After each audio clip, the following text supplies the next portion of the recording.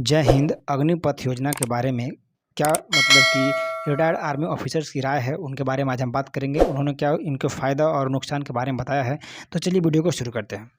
अग्निवीर योजना की शर्तें। इसमें जो पहला शर्त है कि इसकी जो अवधि होगी, कार्य अवधि, वो 4 साल होगी और इसमें 25% युवा को ही आगे बढ़ाया जाएगा, बाकी 75% युवा को रिटायर कर दिया जाएगा। अब बात करते हैं अग्निपथ योजना की मुख्य विशेषताएँ।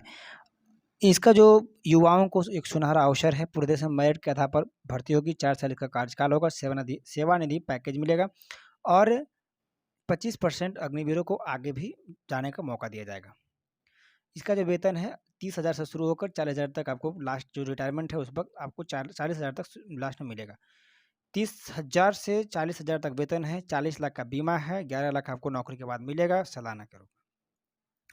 योग्यता है 17 से 21 साल इसके बीच उम्र होनी चाहिए, लेकिन अब 2 वर्ष बढ़ाकर इसको 23 साल कर दिया गया है। 4 साल तक आप ड्यूटी करें, चयन प्रक्रिया में कोई बदलाव नहीं होगा। मेरिट और 4 साल के कार्यकाल और उसकी सेवा के अनुसार ही आपको आगे भी आपके प्रदर्शन के अनुसार आपको आगे भेजा जाएगा। अब टर्म्स एंड कंडीशन। महिला और पुरुष दोनों को समान इसमें योग्यता है। 17 से 21 साल की सबकी उम्र है, लेकिन अब 23 हो गया है। मेडिकल पहले की तरह ही है, फिजिकल भी पहले की तरह ही है और जो 10th 12th है वो भी सेम टू सेम एजुकेशन पहले है। जो डेथ होगा, अगर नॉर्मल डेथ हुआ तो आपको कोई पैसे नहीं मिलेगा और अगर आप युद्ध के दौरान आपकी मृत्यु हुई तो आपको अलावेंस के साथ साथ आपको भत्ते ही मिलेंगे, जिसमें आपको सेवानिधि पैकेज के तहत आपको 44 लाख रुपये दिए जाएंगे और वही ब्याज के रूप में आपको 5 लाख एक्स्ट्रा आपको दिए जाएंगे। अब बात करते हैं कि अग्निपथ योजना का विरोध क्यों हो रहा है। तो नियम के मुताबिक केवल 4 साल के लिए युवाओं की सेना में भर्ती होगी। युवाओं की 4 साल की नौकरी के बाद बेरोजगारी का डर सता रहा है। कोरोना के चलते भर्तियां नहीं हुई है और इस तरह युवा रोड पर आ गए हैं अपना आंदोलन, अपनी बात को मनवाने के लिए। नेताओं के पुत्र सदनवीर बनेंगे और आम जनता के पुत्र अग्निवीर बनकर 4 साल बाद फौज से निकाल जाने के बाद उनको यहाँ गार्ड बनेंगे। इन सब बातों को लेकर काफ़ी आंदोलन हो रही है।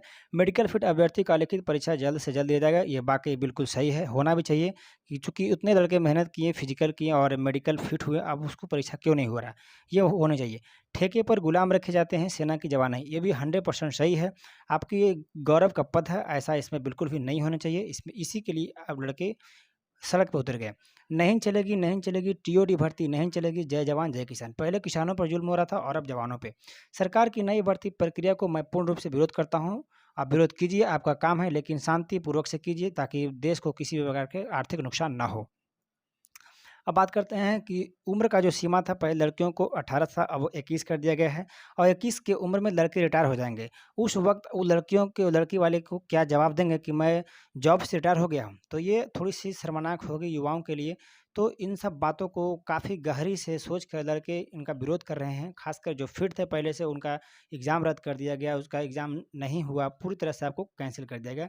तो युवा काफ़ी आक्रोशित हो गए और उनको सँभाल पाना लगभग नामुमकिन है। तो उन युवाओं से मेरी रिक्वेस्ट है कि आप आंदोलन कीजिए, आप अपनी बात को माँगिए, लेकिन थोड़ा-सा शांति, इस तरह से उग्र की तरह आप रूप ना लें। आप इससे आपका नहीं देश का नुकसान हो रहा है, कहीं न कहीं इससे हमारा देश को ही खतरा है। तो पुलिस प्रशासन भी अपने काम में पूरी तरह से लगी है। जहाँ भी उग्र रूप होता है, आप वहाँ पुलिस प्रशासन सँभालने के लिए हमेशा तत्पर रहती है। उम्र में 2 साल की छूट दिया गया है। जो 17 से 21 साल था, अब उसे 2 साल बढ़ाकर 23 साल कर दिया गया है। फिलहाल ये इस वर्ष ही रहेगा, अगले साल से 17 से 21 ही रहेगा और ये सूचना गृह मंत्रालय अमित शाह ने अपने ट्विटर हैंडल के ज़रिए दिए हैं। अब आगे बात करते हैं कुछ आर्मी ऑफिसर्स की राय इसके पक्ष में। पैसा बचाना अच्छा है, लेकिन इसे रक्षा सेना की कीमत पर नहीं किया जाना चाहिए। भारत में बेरोजगारी एक गंभीर समस्या है, क्योंकि जिस दर पर लोगों को नौकरी की ज़रूरत है, रोजगार उस तेज़ी से नहीं बढ़ रहा है। भारतीय सेना में किसी का 4 साल के लिए शामिल होना बहुत कम समय है और अगर ये अच्छा आइडिया था तो इसे चरणों में लागू किया जाना चाहिए था। अगर आप युद्ध में किसी अनुभवी सैनिक के साथ जाते हैं तो उसकी मृत्यु पर क्या 4 साल की ट्रेनिंग लिया वो व्यक्ति उसकी जगह ले पाएगा? ये काम ऐसे नहीं होता। इससे सुरक्षा बलों की कुशलता पर काफ़ी असर पड़ता है। अगर आप लोगों को आईटीआई से लेते हैं तो वो तकनीक रूप से अच्छे होंगे। पुराने लोगों को तकनीकी तौर पर सशक्त रहना मुश्किल होता है। 21 साल का 10वीं या 12वीं पास बेरोजगार नौजवान रोजगार के लिए कहाँ जाएगा? युवाओं को 11 साल के लिए सेना में शामिल किया जाए ताकि वो कम से कम 8 साल तक अपनी सेवाएं दे सके और 8 साल बाद उन्हें आधी पेंशन देकर जाने दिया जाना चाहिए।